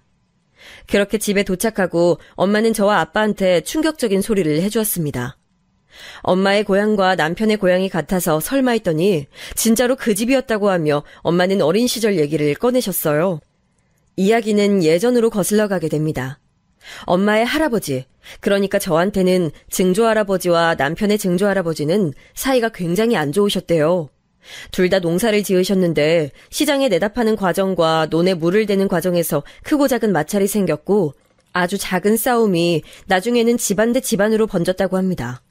서로 같은 동네에서 살았기 때문에 다들 아는 사이였는데 서로 사이가 좋지 않았던 두 쪽 집안 덕분에 엄마가 어렸을 때는 조선시대 붕당 정치처럼 마을 사람들이 두 파로 갈라졌다고 해요. 길을 걷다가도 서로 발견하면 못 볼 것을 봤다는 듯 고개를 획 돌리거나 시비를 걸고 다녔다고 합니다. 마을 사람들도 다 알 정도로 사이가 안 좋아서 유명했다고 하더라고요. 얘기를 하나씩 따지다 보면 두 쪽 다 잘못한 구석이 있었는데 전혀 인정하려 하지 않았고 작았던 감정 싸움은 그렇게 커져서 집안끼리 상종도 안 하게 됐답니다. 특히 엄마는 고등학교까지 고향에서 나왔는데 시어머니와 정확히 중학생 때부터 앙숙이었대요. 초등학생 때까지는 그렇게 양가 싸움이 심하지 않았고 또 어려서 어른들이 놀지 말라고 해도 와닿지 않아 몰래 놀곤 했는데 중학교에 올라가서는 앙숙이 되었답니다. 어른들처럼 사소하게 싸운 일이 점점 커져서 급기야 머리채를 잡고 싸울 정도로 사이가 안 좋았었는데 그 일로 어른들이 학교에 오게 됐답니다. 그런데 학교에 와서도 어른들이 서로 더 격하게 싸워서 선생님들이 오히려 말렸고 나중에는 마을에서 알아서 우리 두 집안이 엮이면 강제로 해산시키고 했다고 하네요. 선생님들까지 포기할 정도로 엄마와 시어머니는 사이가 안 좋았다고 합니다. 엄마 말로는 시어머니는 못되고 이기적이라고 절대 그런 성격과 인성을 가진 사람이 제 시어머니가 될 수 없다고 제가 태어나서 본 엄마 중에 가장 단호하게 말씀하셨어요. 자기가 이제껏 살면서 봤던 사람 중에 제일 인성이 별로인 사람이 시어머니라고 절대 이 결혼은 안 된다고 말씀하셨습니다. 이 얘기는 아빠도 처음 듣는 얘기였는데 엄마는 고등학교를 졸업하고 바로 서울로 올라왔기 때문입니다. 내가 정숙이 개 보기가 싫어서 올라온 거야. 똥이 무서워서 피해? 더러워서 피하지. 그쪽 집안은 기본이 안 돼 있는 집이야. 절대 결혼 못해. 다른 남자 찾아. 엄마는 더 말할 것도 없다고 부정 탄다고 입에 오르지도 말게 하라고 하셨어요. 아주 예전부터 엄마가 서울에 올라오기 전부터 가족끼리 사이가 안 좋았다고 하더라고요. 외할아버지도 그쪽 집안이라고 하면 그쪽으로 눈길도 돌리지 않는다고 하셨습니다. 외할머니는 시어머니 엄마와 머리채 잡고 싸운 적도 있다고 하더라고요. 엄마가 저렇게까지 말하니까 저도 이 결혼이 맞는 건가 생각했지만 한편으론 나하고는 관계가 없다고 생각했습니다. 원수의 집안이라고 결혼 반대를 하는 게 이렇게 평범하게 살아온 내 인생에 일어나게 될 줄은 전혀 몰랐죠. 엄마가 그렇게 치를 떨며 반대하셔도 저는 이미 남편과 결혼하고 싶은 마음이 굴뚝 같아서 마음을 접는 게 쉽지 않았습니다. 아버지에게 중재를 요청해봐도 아버지는 한숨만 쉬며 엄마와 둘이 얘기하라 하셨고 엄마는 제가 말만 꺼내도 결혼은 무슨 빨리 헤어지라고 난리치셨죠. 남편에게 연락하니 본인도 과거 얘기를 다 들었고 저처럼 시어머니가 당장 헤어지라고 하는 중이라고 말하더라고요. 솔직하게 얘기하자면 남편도 저도 아무리 양가 어른들이 사이가 좋지 않아도 우리는 사이가 좋으니 별 상관이 없었습니다. 하지만 결혼은 우리만 좋다고 되는 연애도 아니고 오히려 집안과 집안의 연결이잖아요. 아무리 말해도 양측 어머니들은 들은 척도 하지 않으셨고 엄마는 제 얼굴만 보면 헤어졌냐고 물으셨어요. 나중엔 그것도 묻지 않으시고 어디서 선자리를 자꾸 구해와서 무조건 나가라고 강요하셨습니다. 아버지도 제가 열심히 주장해도 엄마가 저렇게 싫어하는데 어쩔 도리가 있냐고, 저에게 곤란하다고 알아서 헤어지라는 식이었고, 남편의 말을 들어봐도 그쪽도 똑같았어요. 그런데 사람 마음이란 게 참 웃겨요. 이렇게 심하게 반대하니까 오히려 남편과 저는 더 헤어지고 싶지 않았습니다. 더 돈독해지고 우리의 사이는 견고해지기 시작했어요. 저는 엄마가 아무리 반대해도 결혼할 거라고 말했고, 엄마는 저에게 네가 어떻게 그럴 수 있냐고 막 따지셨어요. 급기야 외할아버지까지 저에게 연락 와서 하소연하셨죠. 외할머니도 난리가 나셨고 저는 머리가 너무 아팠어요. 아가, 그 집만은 안 돼. 다른 집은 괜찮아. 할아버지가 다른 놈 알아볼게. 아니, 할아버지, 저는 꼭 그 집 손주랑 결혼하고 싶어요. 과거는 과거잖아요. 아이, 그 집은 안 돼. 결혼하면 무조건 무슨 일이 일어날 거야. 그 집은 하나같이 못된 놈들밖에 없어. 할아버지, 저 믿어주세요. 제 남편은 진짜 아무것도 모르고 있어요. 아니야. 그런 집안은 아예 발도 들이면 안 돼. 당장 헤어져. 아무리 사이가 좋아도 저와 남편은 그 사실을 전혀 모른 채로 자랐고 만나서 연애한 건데 너무 억울한 마음이 들었습니다. 어른들끼리 사이가 안 좋다고 해도 남편과 저는 사이가 안 좋은 것도 모르고 자랐거든요. 알고 사귄 것이 아니니까 저와 남편은 황당했습니다. 우리 엄마는 저에게 회사까지 그만두고 아예 다른 곳으로 이사 가자고 할 정도로 반대하셨는데 저는 엄마가 그럴수록 헤어지고 싶은 마음이 들지 않았어요. 제가 직접 그 광경을 보고 자랐으면 어느 정도 이해할 텐데 그것도 아니고 남편과 저한테는 그저 어른들의 싸움이라고밖에 느껴지지 않았답니다. 그러다 양가에서도 어쩔 수 없이 허락하게 된 사건이 발생했는데 바로 제가 임신을 해버렸어요. 결코 의도적으로 임신한 것은 전혀 아닌데 엄마는 제가 일부러 임신했다고 외할머니에게 전화해서 엉엉 우시며 딸을 잘못 키웠다고 목 놓아 우셨습니다. 아니, 아무리 그렇다고 일부러 의도적으로 임신하는 것은 말이 안 되잖아요.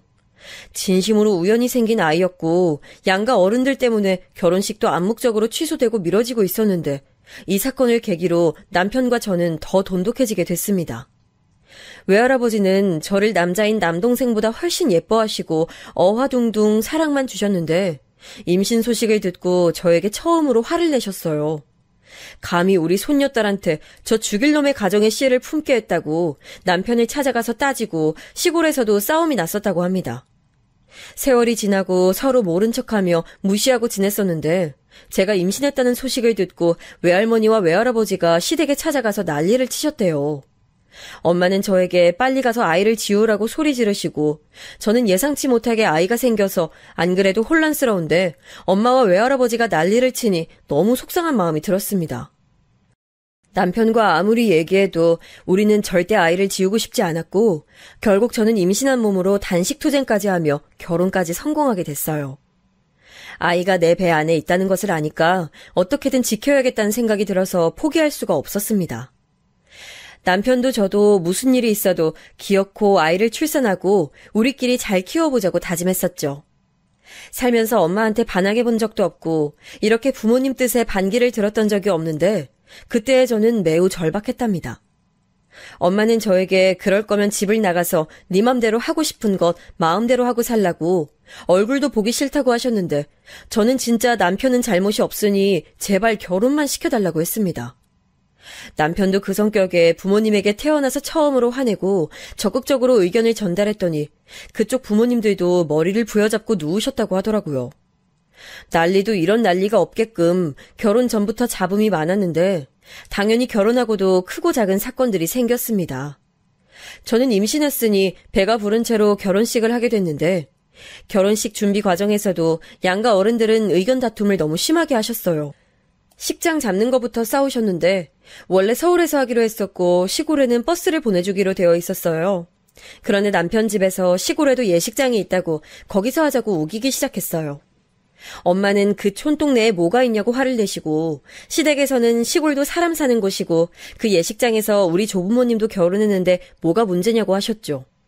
결국 우리 아버지와 시아버지가 둘이 따로 얘기하셔서 서울에서 결혼식을 결정했더니 시어머니가 서럽다고 남편을 붙잡고 몇 시간을 우셨다고 합니다. 식장 위치는 시작이었고 다음에는 예단과 신혼집 위치도 남아있었어요. 신혼집은 남편이 해오기로 했는데 갑자기 시댁에서 우리 집에 1원이라도 주는 것이 아깝다고 지원을 안 하시겠다고 했습니다. 엄마가 그 소리를 듣고 그러면 남편을 우리 집에서 처가살이를 시키겠다고 하니 또 갑자기 말을 바꿔서 그럼 해주긴 하겠지만 시댁을 일주일에 한 번씩 오라고 하더라고요. 그리고 혼수도 이거 해라 저거 해라 말이 많으셨습니다. 엄마는 그걸 듣고 우리 집도 돈 많다고 우리 아버지는 은행 다니니까 돈 가지고 유세 떨지 말라며 한 소리를 하시기도 했죠. 예단도 요구하는 금액이 많았는데 엄마가 그 시골에서 이런 게 무슨 소용이냐고 아직도 조선시대인 줄 아냐고 따져서 겨우 무마됐습니다. 결혼 준비하며 원래 신부와 신랑이 많이 싸워서 파혼까지 간다고 하던데 저와 남편은 오히려 사이가 돈독해졌어요. 제가 임신하고 있었기 때문에 우리끼리는 사이가 더 좋았습니다.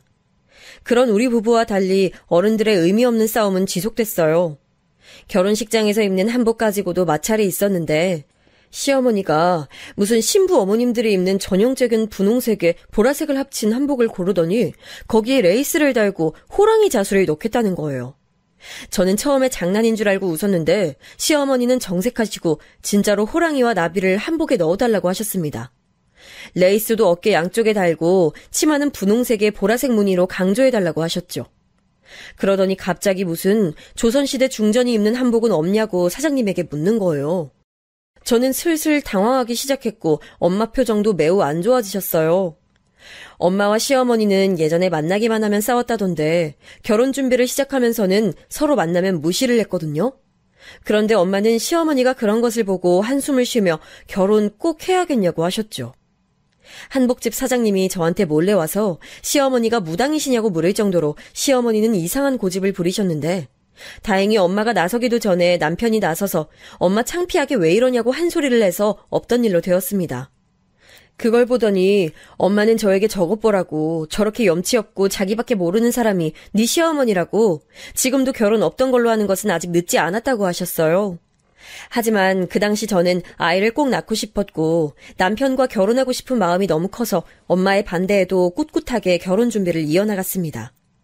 결혼식 당일에는 다행히 보는 사람이 많아서 비교적 무난하게 지나갔는데 양쪽의 사이가 너무 안 좋아서 회사 사람들이 말하길 딱 봐도 원수 집안이라고 하셨어요. 그렇게 결혼식도 끝나고 신혼여행도 다녀오고 남편과 저는 아무 문제가 없이 결혼 생활을 시작하게 됐습니다. 명절이나 생신 관련해서도 아주 많은 갈등이 있었는데 저와 남편은 그냥 어느 순간 어른들의 의미 없는 싸움이란 게 느껴져서 이제는 괜찮았어요. 몇 개월이 지나고 저는 아기를 출산했는데 서울 친정에서 산후조리를 하고 시골로 내려가서 아기를 보여주려고 했더니 시어머니는 제가 친정에서 한 달을 있었으니 시댁에서도 한 달 뒤에 올라가라고 하셨습니다. 옆에서 남편이 엄마 제발 그만하라고 해도 시어머니는 무조건 아이와 저는 시댁에서 한 달을 자고 가라며 벌써 이불까지 깔아놨다고 하셨어요. 결국 저는 밤에 몰래 남편과 야반도주해서 서울로 올라가게 됐고 그 과정에서 원래 우리 외할아버지한테 가서 아기를 보여주려고 했는데 보여주지 못해서 외할아버지도 화가 나시고 몰래 서울로 갔다는 것을 알게 된 시어머니는 남편에게 난리를 치셨어요. 이런 식으로 우리 일의 양가에서는 우리 집에서 뭘 하면 시댁에서도 하길 원하셨고 반대의 경우에도 마찬가지였답니다. 그리고 아이가 자라면서 발달 과정에 맞게 행동을 하는데 시댁에서는 아이가 걷는 것이 느리니까 제 탓을 하셨어요. 제가 키가 조금 작은 편인데 엄마 키가 작으니 아이가 늦게 걷는 거라고 하시며 시골에 소문을 내셨다고 합니다. 그걸 들은 외할머니가 시댁을 찾아가서 우리 손녀딸보다 네 키가 더 작다고 난쟁이 아니냐고 하셨고 그걸로 또 싸움이 일어났다고 해요. 시골이라 거기서 사신 분들은 오래 사셔서 양가 가족들이 사이가 좋지 않은 것은 잘 알고 있는데 나중엔 싸워도 거기 또 그래 하고 말았다고 합니다. 저와 남편은 그럴 때마다 나중엔 기가 막히고 웃겨서 그냥 저러고 말겠지 생각하며 대수롭지 않게 넘기곤 했어요. 아이가 자라서 유치원생이 되었고 그동안에도 많은 일이 있었지만 저는 남편과 아이만 생각하면 당연히 견딜 수 있었습니다. 남편은 늘 한결같이 성실했고 저만 바라봤거든요. 다정하거나 섬세하진 않았지만 그래도 믿음직하고 든든해서 이 사람과 결혼하길 잘했다는 생각을 매일 했습니다. 저에게 화를 낸 적도 없고 사람이 재미가 없지만 반대로 유흥에 물들거나 바람을 필 가능성은 전혀 없어서 저는 결혼하길 잘했다고 생각하며 살고 있답니다.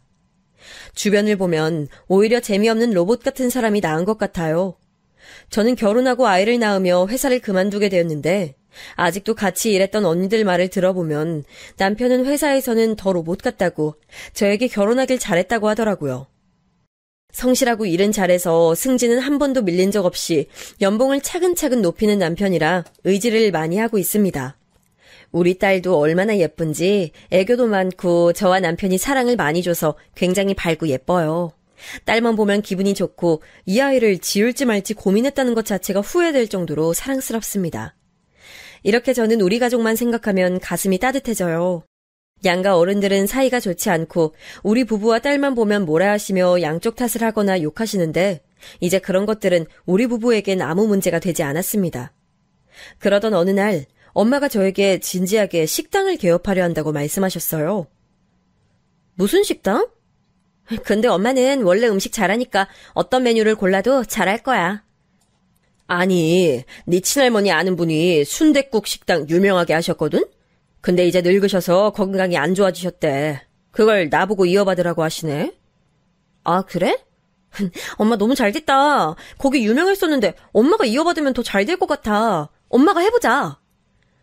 엄마 말대로 우리 친할머니의 고향 친구가 아주 유명한 순댓국집을 하셨거든요. 지역도 서울이라 우리에게 너무 좋은 기회였고 엄마는 그렇게 아는 분에게 순댓국집을 이어하셨어요. 엄마가 원래 음식 솜씨가 워낙 좋아서 유명했는데 그 덕분에 유명한 순댓국집은 더 유명해지기 시작했습니다. 정말 말 그대로 대박이 났는데 서울이라 유동인구도 많고 주변에 회사가 많아서 점심때는 일하는 사람만 몇 명인지 몰라요. 저도 심지어 아이 유치원 보내고 잠깐 점심때만 가서 일을 돕기로 할 정도로 사람이 많았습니다. 주인 바뀌고 더 맛있어졌다고 주민들도 많이 오고 방송에까지 나올 정도로 엄마의 가게는 잘 됐어요. 아빠도 은퇴하시고 적적하셨는데 가게에 나와 손님들과 대화하니 즐겁다고 온 가족이 달라붙어 엄마의 가게를 봐줬습니다. 그런데도 일손이 부족해서 직원을 계속 뽑았고 안에서 먹고 가는 사람도 많았지만 포장해서 들고 가는 사람도 많아서 나중엔 포장 전문 직원만 뽑을 정도였어요. 사람을 뽑아도 우리 가게를 찾아 방문해 주시는 분들이 너무 많아 감당이 안 될 지경이었습니다. 남편도 가끔 퇴근하고 와서 일을 도왔어요. 엄마가 음식을 잘하셔서 밑반찬도 다 손수 만드셨고 김장도 다 가게에서 직접 하셨거든요. 그런데 사람들이 김치랑 깍두기가 너무 맛있다고 순댓국은 원래 안 좋아해서 안 먹지만 김치는 사 먹겠다고 김치와 깍두기만 사서 가시는 분들도 적지 않았습니다. 이렇게 잘 될 줄은 몰랐는데 잘 되니까 너무 기분이 좋았고 저도 시간이 나면 엄마 가게로 가서 조금이라도 도우려고 노력했어요. 쉬는 날도 없이 거의 24시간 내내 일해도 사람이 언제나 많았는데 이렇게 가게가 잘 되니까 엄마도 예전보다 얼굴이 더 좋아지셨고 활력도 생기셔서 얼마나 좋았는지 몰라요. 엄마가 저보다 훨씬 바쁘게 사니까 예전처럼 저한테 하루에도 몇 번씩 연락 와서 시댁욕을 하고 예전에 시어머니가 자기한테 어떤 행동을 했는지 말하는 시간이 줄어들어 그것도 참 좋았답니다. 저는 태어나지도 않았던 시절에 시어머니가 어떻게 행동했는지 듣는 것은 사실 너무 힘들었거든요. 그런데 이렇게 엄마 가게가 잘 된 것을 외할머니가 시골에 소문을 내셨나 봐요. 시어머니가 남편과 저에게 전화해서 우리 엄마 가게에 대해서 자세히 묻기 시작했습니다. 저는 그냥 단순하게 대답했는데 남편은 자꾸 시어머니가 일하는데 연락와서 물으니까 짜증이 났는지 장모님 가게에 완전 대박났으니까 자꾸 연락하지 말라고 했다고 하더라고요. 시어머니는 그걸 듣고 기어코 우리 엄마의 가게로 오셨습니다. 연락도 없이 와서 엄마는 처음에 헛것을 본 줄 아셨대요. 뻔뻔하게 우리 가게에 들어오더니 손님에게 왜 그러냐고 당당하게 따졌다고 합니다. 엄마는 처음에 내보내려고 했는데 잽싸게 자리에 앉길래 그냥 빨리 먹이고 내보내야지 생각해서 받게 됐대요. 마침 그날 제가 엄마의 가게로 가기로 했던 날이라 제가 도착했더니 시어머니는 혼자 테이블에 앉아 팔짱을 끼고 가게 주위를 둘러보고 있었어요. 하필 점심시간대라 사람들이 많았고 정신이 없었는데 시어머니는 물통부터 수저까지 하나씩 깐깐하게 보며 뭐라 하더라고요.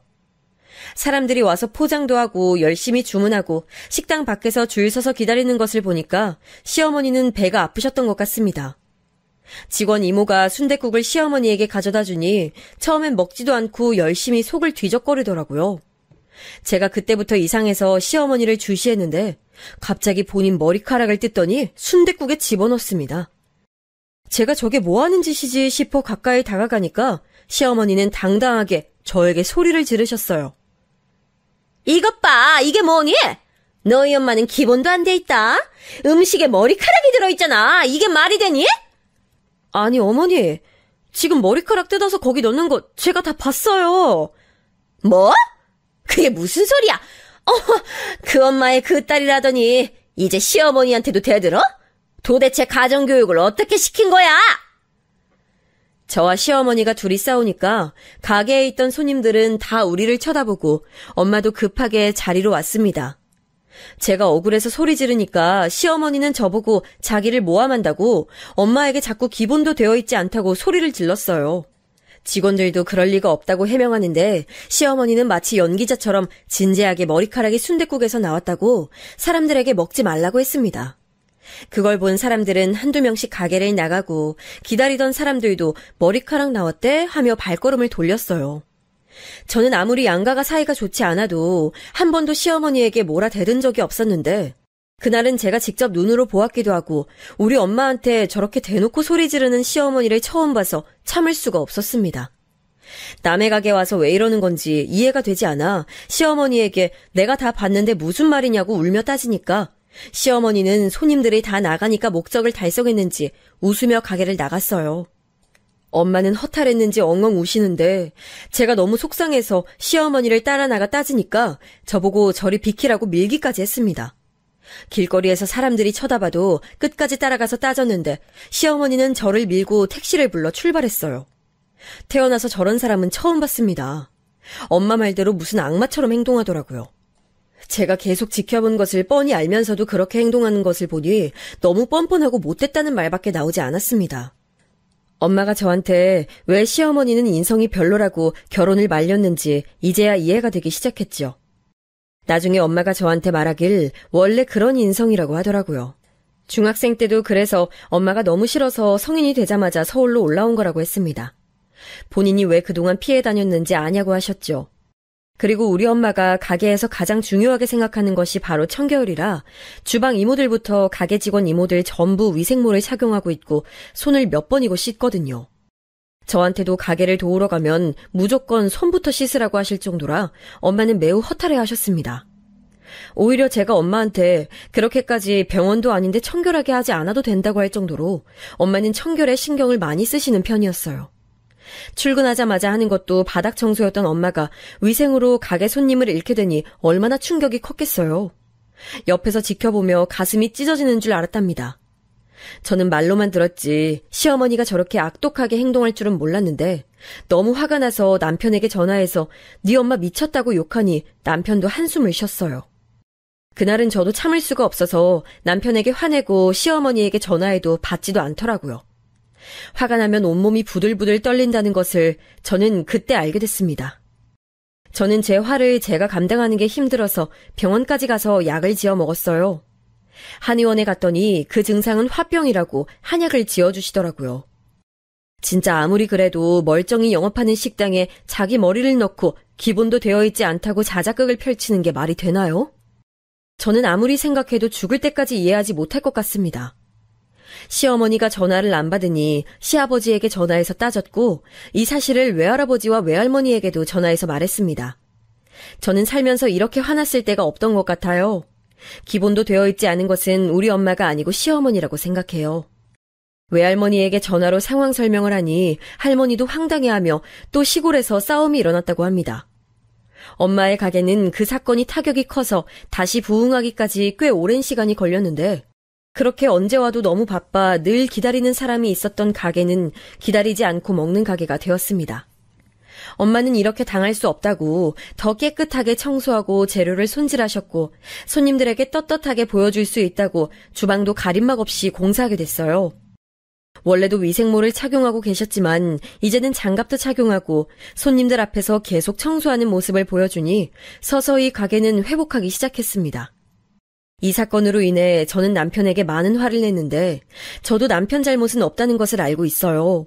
게다가 그렇게 엄마가 반대했는데 결혼한 것도 저라는 것을 알고 있습니다. 그런데 저도 화풀이 대상이 필요했던 것 같아요. 시어머니가 저렇게 상식 없이 행동할 줄은 진짜 몰랐거든요. 다행히 남편이 그때 자기 엄마지만 자기도 이해가 되지 않는다고 저에게 사과하고 엄마한테도 와서 대신 사과드린다고 해서 넘어가게 됐습니다. 그렇게 다시 엄마 가게가 회복할 동안 저는 시어머니에게 너무 화가 많이 나서 당연히 찾아가지도 않았고 명절이나 생신 때도 내려가지 않았습니다. 어떻게 하면 복수할 수 있을까 생각했어요. 그런데 시어머니는 그날 서울에 와서 우리 엄마 가게를 봤던 것이 상당히 충격적이었나 봐요. 아무리 가게가 잘 돼도 그렇게 잘 될지 생각하지 않았던 건지 본인도 가게를 열겠다고 했답니다. 저는 남편에게 그 말을 듣고 몇 번을 되물었는지 몰라요. 시어머니는 한정식집을 열겠다고 남편에게 도와달라고 했대요. 남편이 가게는 아무나 여는 게 아니라고 시어머니를 말렸는데 본인은 자신이 넘친다고 제발 한 번만 도와달라고 절박하게 말했다고 합니다. 제가 그 말을 듣고 웃겨서 엄마한테 말하니 엄마는 눈을 반짝이며 잘 됐다고 우리도 복수하자고 하더라고요. 어떻게 복수하냐고 물어봐도 엄마는 잠자코 기다리라는 말만 했습니다. 그렇게 시어머니는 결국 본인의 고집대로 한정식집을 열게 됐는데 남편도 자기 엄마지만 왜 저러는지 모르겠다고 했어요. 한정식집은 만들 음식도 많고 잘해야 본전이라고 한숨을 쉬었지만 시어머니는 듣지도 않았죠. 그렇게 개업날이 됐는데 남편한테 듣기로는 새로 문을 열어서 그런가 많이 붐볐다고 합니다. 제가 엄마한테 어떻게 할 거냐고 물어도 엄마는 잠자코 웃었는데 그 웃음의 의미를 저는 다음 날에 알게 됐어요. 아침에 남편을 직장에 보내고 아이도 유치원에 보내고 잠시 잠을 자고 있었는데 시어머니에게 전화가 오는 거예요. 안 받으려고 했는데 계속 울려서 짜증나서 받았더니 시어머니가 고래고래 소리를 질렀습니다. 어찌나 목소리가 크던지 저는 받고 깜짝 놀랐어요. 귀청이 떨어질 것만 같았습니다. 야! 너희 집 진짜 왜 이러니? 웬 똥을 보내? 미쳤어? 네? 똥이요? 아니 무슨 소리 하시는 거예요? 네 엄마가 사돈 똥 받으라고 똥을 보냈는데 이게 뭐야? 당장 가져가! 이게 무슨 소리인가 싶어 엄마한테 연락했더니 엄마는 웃으며 한정식집이라 발효 음식도 있을 거고 나물도 많을 텐데 도움되라고 할아버지에게 연락해서 시골에서 동물들 똥을 모아서 보냈다고 하는 거예요. 저는 그 말을 듣고 너무 웃기고 황당해서 진짜 똥을 보냈냐고 했더니 무려 외할아버지가 손수 트럭에 싣고 날랐다고 하더라고요.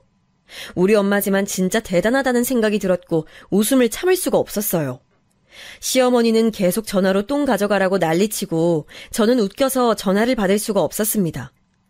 우리 가게에 머리카락 넣고 혼자 연기하며 매출을 바닥짓게 했을 때는 언제고 우리한테 저러는지 이해가 가지 않았어요.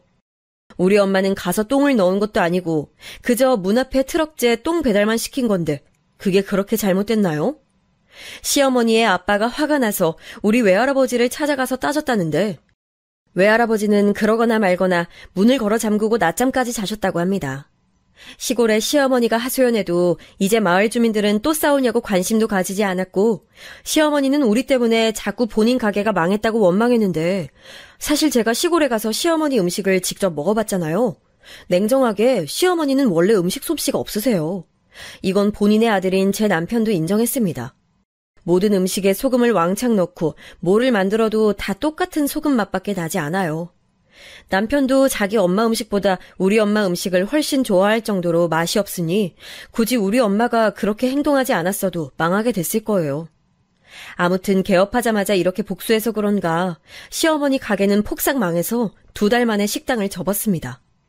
그에 반해 우리 엄마 순댓국집은 날이 갈수록 잘 돼서 확장 이전까지 하게 됐어요. 그때 시어머니가 난리쳐서 손님들이 뚝 끊겨서 사실 엄마가 병원도 다니셨거든요. 너무 힘들어하셔서 밤에 잠도 못 자고 밥도 드시지 못해서 야위었는데 이렇게 참신하게 복수할 수 있어서 얼마나 다행이라고 생각했는지 몰라요. 남편에게 말하니까 남편도 어이가 없는지 웃더라고요. 원래 시어머니와 그렇게 돈독한 모자 사이가 아니어서 다행이었던 것 같아요. 시어머니는 저한테 다시는 시골에 얼굴도 비치지 말라고 했는데 저는 어차피 시어머니가 우리 엄마 가게에 와서 난리친 것을 본 이후로 살면서 시어머니를 마주칠 생각이 없었기 때문에 상관없었습니다. 요즘도 저는 엄마 가게에 가서 돕느라 아주 바쁜 나날을 보내고 있어요. 여기까지가 제가 준비한 내용인데 어떻게 잘 들으셨는지 모르겠어요. 저는 제보하려고 쭉 적는데 되게 즐겁게 써내려갔습니다. 유쾌하게 들으셨으면 좋겠습니다. 들어주셔서 감사합니다.